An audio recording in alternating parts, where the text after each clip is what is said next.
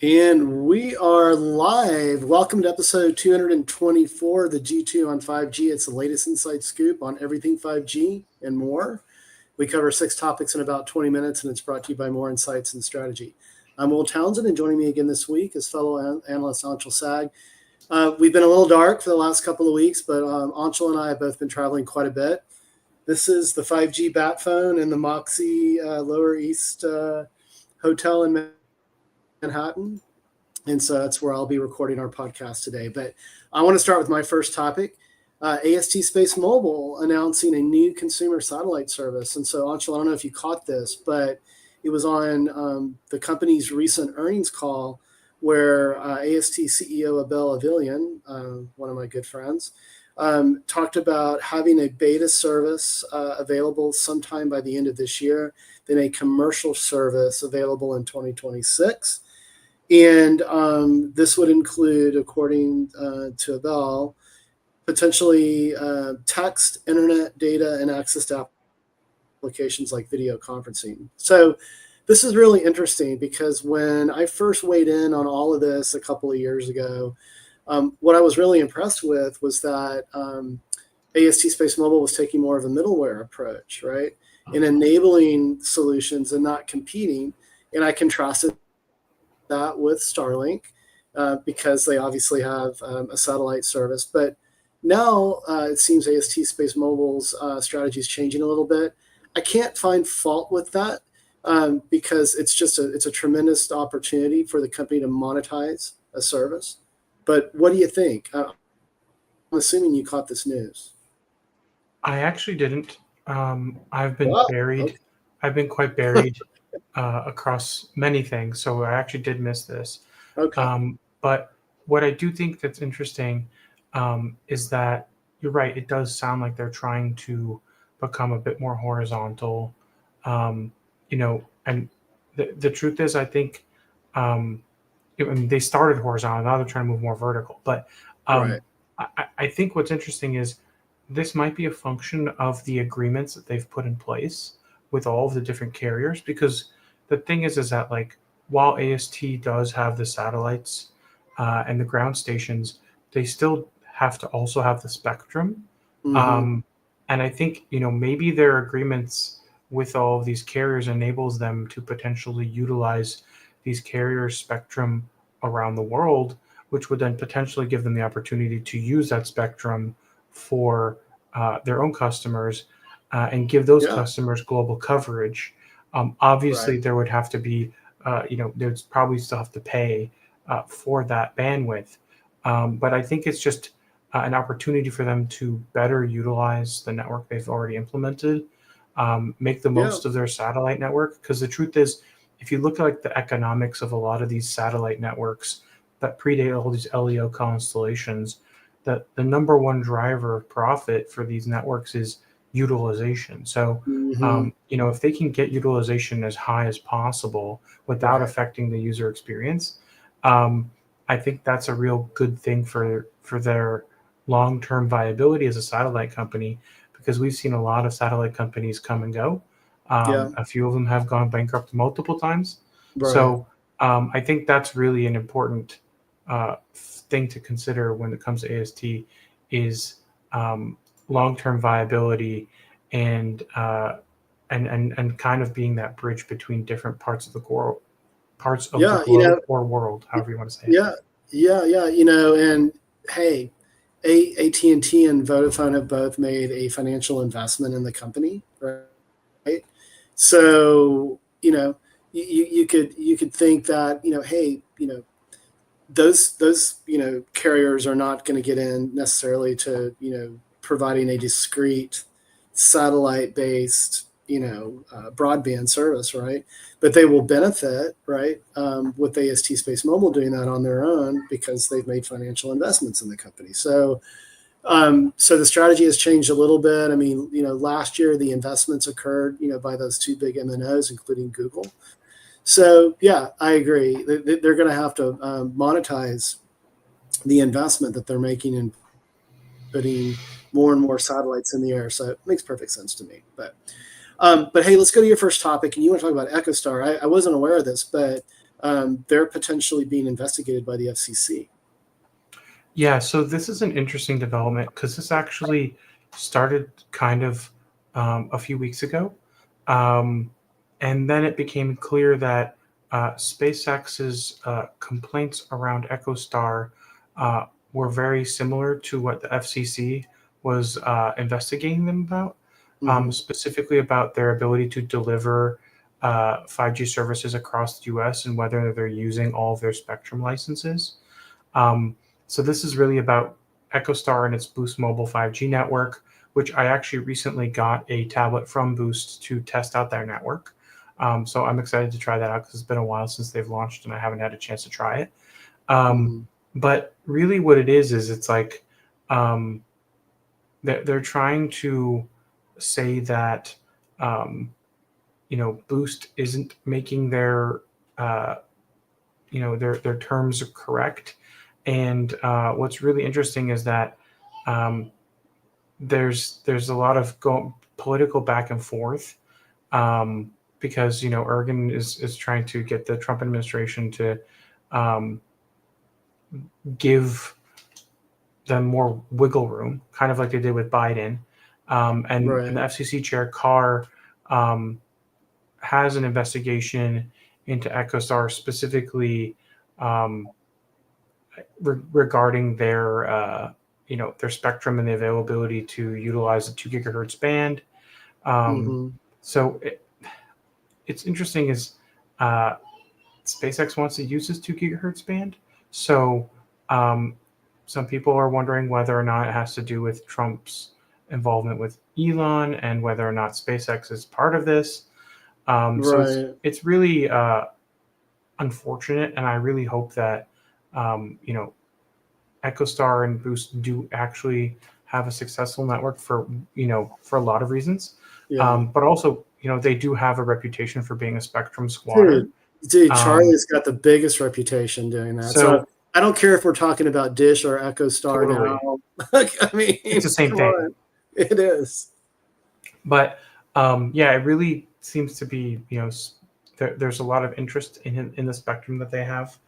Um, Yeah. but I don't know if I can really trust that it will be an objective investigation, which is really my biggest concern. Mhm.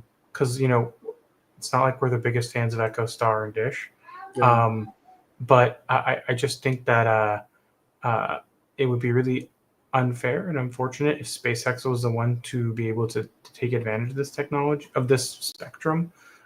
So Right. it'll be really interesting to see how this investigation moves forward and whether it will be, a fair investigation. So what's the expected sort of conclusion on all this, Anshul? Has that been shared publicly? Like when do they expect, when does the FCC expect to sort of wind its, kind of its investigation down and come to, some decisions? Well, they just said that they've started their investigation. Yeah. Um, and there's a quote in this light reading article. It says, Carr said he would do so to help inform the FCC's thinking about EchoStar's use of spectrum. So Okay. there's a lot of really interesting things in here, and the context ahead of time is that there's some stuff about SpaceX trying to convince the FCC to take the spectrum from EchoStar and give it to SpaceX. So Mm. um, SpaceX recently alleged in an FCC filing that the 5G network built by EchoStar's Dish network in some cases operates at power levels that are just 1 to 5% of what would be expected as compared to operations by its rivals. So they're trying to say that they're not even trying to To build the operate their network. network. Yeah. Um, and it's AWS 4 band, so it's 2 gigahertz. It's a block of 20 megahertz, and then another block of 20 megahertz in the 2200 and 2000 megahertz bands. So there's a decent amount of spectrum there, Yeah. and it seems like SpaceX really wants a spectrum. And while I think it's valid to question EchoStar's 5G network, I do think there should be an impartial investigation to determine whether or not this is spectrum squatting, which we know they've been responsible, and caught doing before. So Yeah, I also think other operators should have a chance at that spectrum. Maybe it goes to auction, I agree. but I don't think SpaceX should be the only ones that have access to it. I agree. I agree. And you're right. I mean, sort of the optics on, Elon's involvement with Doge, even if that's officially been concluded or not, just it kind of, puts a lot of things sort of, kind of in a, in question as to whether, is there going to be a fair evaluation here? So I get it. We're not going to get political, but yeah, it'll just be interesting. So we will definitely monitor this situation. I wasn't aware of this, and we might want to come back on a future podcast and update our viewers and listeners. But let me go to my second topic. I'm going to be really quick with this, and I hate to be cruel, but you and I both got the email on Mobile World Congress Las Vegas and its evolution, right? And so I think most people know that MWC Las Vegas was a reconstituted CTIA event, and the CTIA, right, wrong, or indifferent, just hasn't done a good job of getting people to their event. So the GSMA folks came in, hoped to sort of save it and turn it into a regional event. It was in LA. It was moved to Vegas, and and I've attended over the last few years, and it's just never kind of gotten the momentum that it's needed. And so now this year, you and I in our inboxes get this note around how it's the event's being rebranded to be focused on more of an enterprise-led show. And hey, I get it. When you look at sort of private cellular, we are beginning to see the adoption ramp a little bit. Although I did read some news recently from another market research company that kind of they beg to differ. They don't see the robustness and sort of the uptake on private cellular. But right, wrong, or indifferent, it's just really interesting, and it makes me wonder. And I think you and I had a sidebar on this. Is it time just to put a fork in this event, because it's obviously it's not getting the attendance that the other MWC events get, such as Barcelona and Singapore, and or not Singapore, the Asia events, Shanghai. and the Shanghai event as well. So I mean, what do you think? I mean, is it time for folks to put a fork in it and move on? I do think that this event should go away, but Yeah. I will also say, agree. moving from LA to Vegas, I don't think that really did anything for it. No. I think it just made it easier for them to find hotels. But Right. what I do think is, I saw some recent news that Verizon is going to start pivoting away from talking about their network and more talking about their services. Yeah. And So, and we've seen that from T-Mobile and AT&T as well. So I think maybe this is a change of sentiment from the carriers who have been the drivers of the CTIA event, saying Right. that maybe they want to turn this into more of a telecom enterprise show, where enterprise companies and buyers and services can meld together with telecoms to deploy appropriately. I'm not really sure, but that's like my only reasoning why this might make sense, is that like Yeah. operators are trying to turn into enterprise solution providers, Yeah. and that this might be their way of saying that. Yeah. No.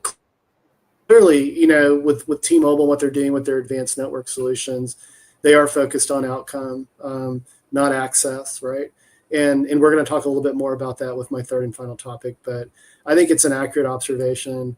And let's see if the third time's a charm here. But I kind of have your sentiment. It's like I don't plan to attend this year. In fact, I've worked with the T-Mobile team on the Unconventional Awards. This is part of T-Mobile for Business, and they've actually moved that award celebration to a different event, and so it won't be at MWC Las Vegas. And so yeah, so it'll be interesting. Like I don't want to throw the baby out with the bathwater, but it just this event just hasn't found its footing for many years. So it'll be interesting to see what happens. But hey, let's go to your second topic. You want to talk about T-Mobile and they've got some information that they've posted from Ookla around the performance of their network, and it's pretty impressive. I did catch this news, but why don't you share that with our viewers and listeners? Yeah, so it's actually kind of like a double whammy here. The first was that they announced that they were able to do 550 megabits per second uplink on a sub-6 connection. So that's not with any millimeter wave at all. Mm-hmm. So that's a pretty big achievement. But then on top of that, there was an article that I saw on Light Reading that was about kind of looking at network performance. And if there's a graph that obviously I still have to figure out how to use this platform, but in the future I will be able to show graphs as we do these live streams. They showed the 21 Ultra, 22 Ultra, 23 Ultra, 24 Ultra, and 25 Ultra from Samsung, and how those perform on all three networks, and how much better your performance can improve as you upgrade to a newer high-end smartphone. And the truth is, the S20 whatever Ultra is going to be the best network performance device you have. So that's why, obviously, T-Mobile would benefit from this. They were showing on the S25 Ultra that T-Mobile's median download speed was 442 megabits per second. Jeez Louise. That's compared to Verizon's 315 and AT&T's 216. But what's crazy is if you get like, let's say you got the S25 Ultra on Verizon, you would be as fast as the 22 Ultra on T-Mobile, now. Yeah. So it's really interesting because, people, this is a conversation I always have with people is, if you're not having a good experience on your phone, it's probably your phone. And it's not the network. In fact, in some cases, you're being left behind by the network because the network's being upgraded. There's new bands being introduced, new technologies. And your phone doesn't have the capability. And your phone doesn't support them. So, if you had an S21 Ultra, your peak speed on T-Mobile is almost half of what it would be on a 25. Yeah. So that's median download, not even peak. So I just think that I live in a world where I'm getting, the latest S series from Samsung. I'm lucky to be like that. But the truth is, it improves coverage, it improves speeds, and it just shows, when you have the right equipment, you can really make the most of the best network. And I mean, even on Verizon, you're getting 315 if you have the latest S25 Ultra. So I think it's really important that equipment makes a difference. Modems make a difference. I'm actually working on assessing the Apple C1 modem on the new 16E and seeing how that compares to, like an S25 Ultra, or maybe even a base 25, just because there's a more close in price. But anyways, just something I'm working on, but also really shows, what you can do on a really good network with a really good phone. Yeah, you got to have both, right? You got to have the phone that's going to be compatible, and you've got to have a kick-ass network. And T-Mobile's built a kick-ass standalone network, right? But Verizon and AT&T are closing the gap there. But it's been interesting. Hey, and we'll just take that victory lap again. You and I, like years ago, when the whole kind of notion of T-Mobile acquiring Sprint was fading very quickly, and we sort of flash forward now. It's been about 5 or 6 years, but it's been fun to watch for sure. But well, hey, let me hit my third and final topic, and I sort of alluded to this. We were talking about how mobile network operators really, in order to monetize the billions of euros and billions of dollars that are invested in these networks, from spectrum acquisition and infrastructure perspective, they've got to move beyond access, right? Security is a big deal. The nature of mobile networks are the threat surfaces are massive when you think about the number of subscribers, the number of devices per subscriber, and so it's interesting that both AT&T and T-Mobile, within just a few weeks of one another, have announced partnerships with Palo Alto Networks. And so Palo Alto Networks does a number of different things very, very well from a security standpoint. Palo Alto Networks has really driven what I call the power platform in moving, away from, best of breed bespoke solutions to a cluster of highly effective solutions that cover the majority of security needs for enterprises and organizations. There's a lot of advantages there from a licensing perspective and from a management perspective. And what I really like about Palo Alto Networks is that they've been very focused on secure access service edge, so SASE, but a 5G flavor of that. And so at RSA conference, AT&T announced a partnership with Palo Alto Networks where AT&T's dynamic defense is being leveraged with Palo Alto Networks Prisma Access solution.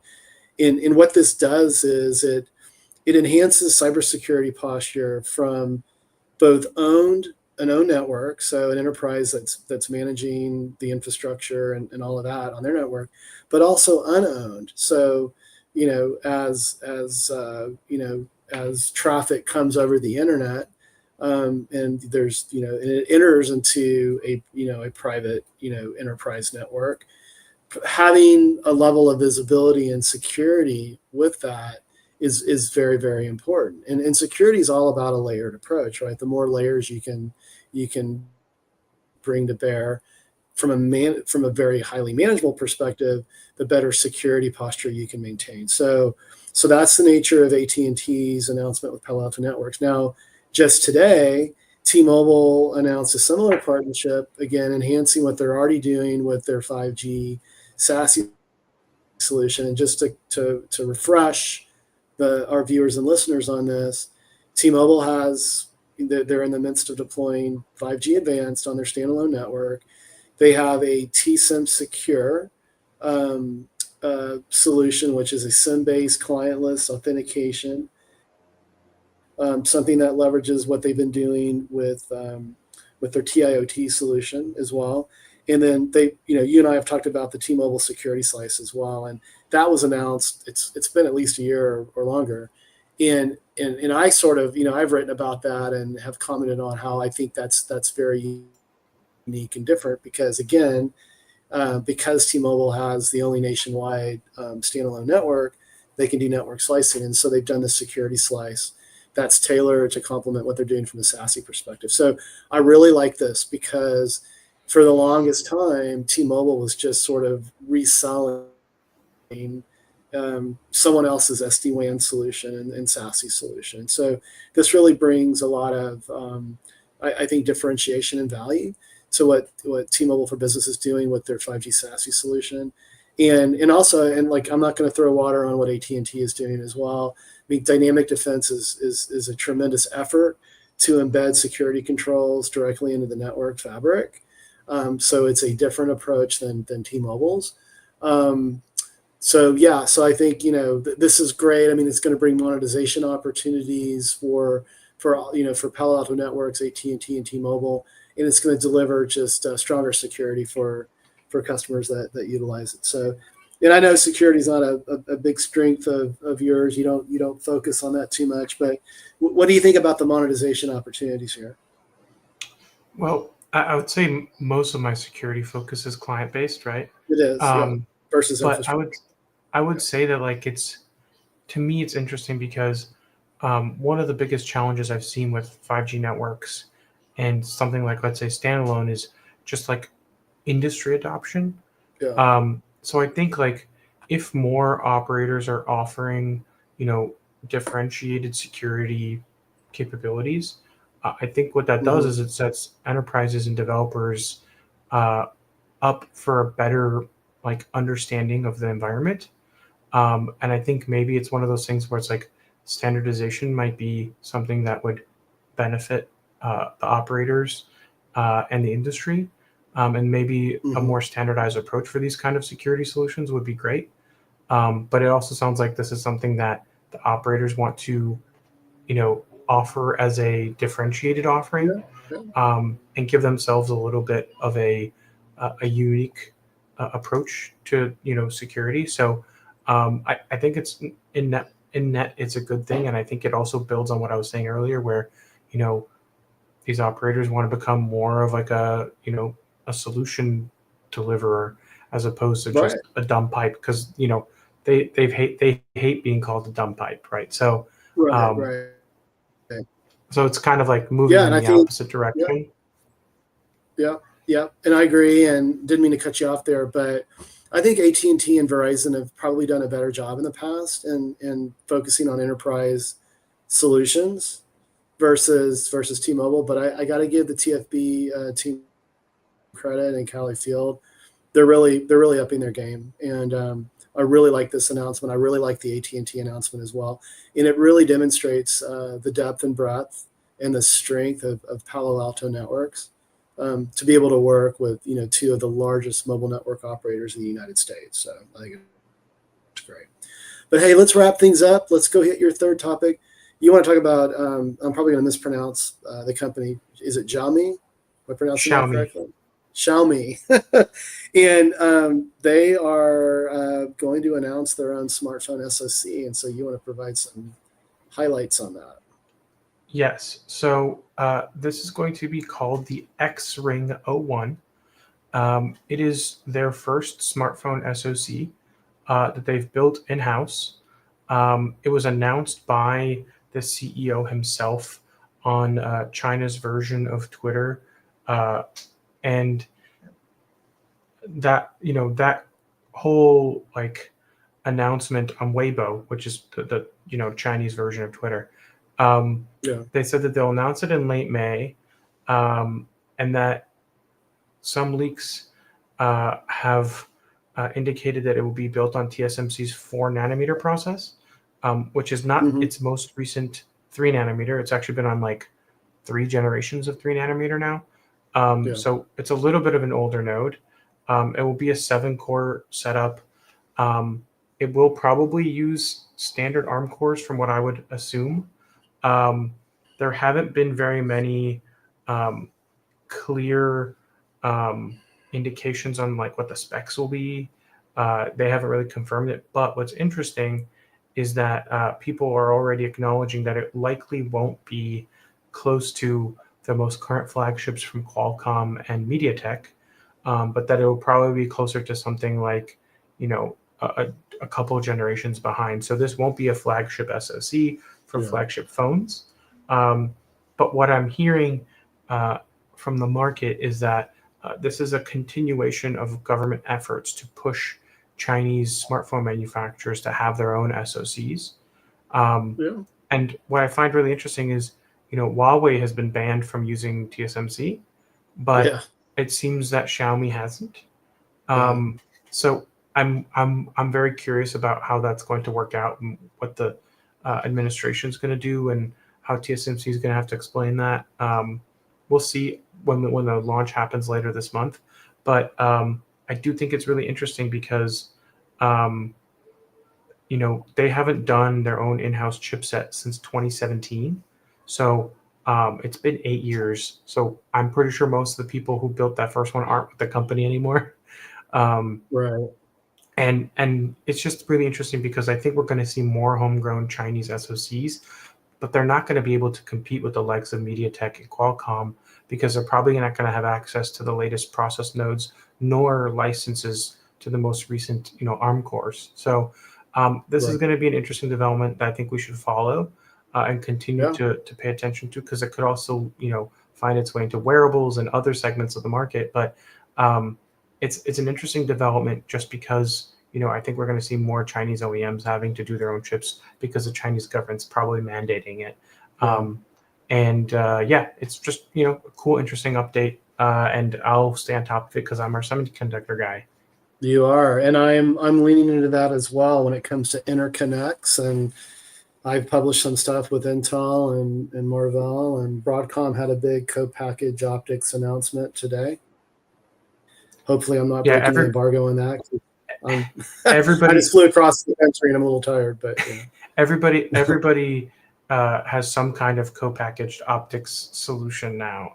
It's the hottest thing, credit NVIDIA GTC for for launching the Intel, NVIDIA, chip. Broadcom. I'm sure we're going to see it from AMD. You're going to see a bunch of startups as well. I just got off a call with someone that you and I know that used to be at Qualcomm that's at a startup now, and they took me through what they're doing with co-packaged optics as well. But hey, my friend, it's been another great podcast. We need to be doing these weekly. I'm to blame, I think, for a lot of that with my crazy travel. But why don't you take us home? Absolutely. We hope our viewers and listeners found next week's topics interesting. If anyone out there would like to reach out and provide insights on a specific 5G topic for a future podcast, please reach out to us on social media. Will is at Willtown Tech, and I'm at Anshel Sog. We hope you have a great weekend, and please tune in again next week. We hope to have a podcast next week. And I'll be at Google I/O, so Sweet. I'll have lots to talk about from that. Cool. All right.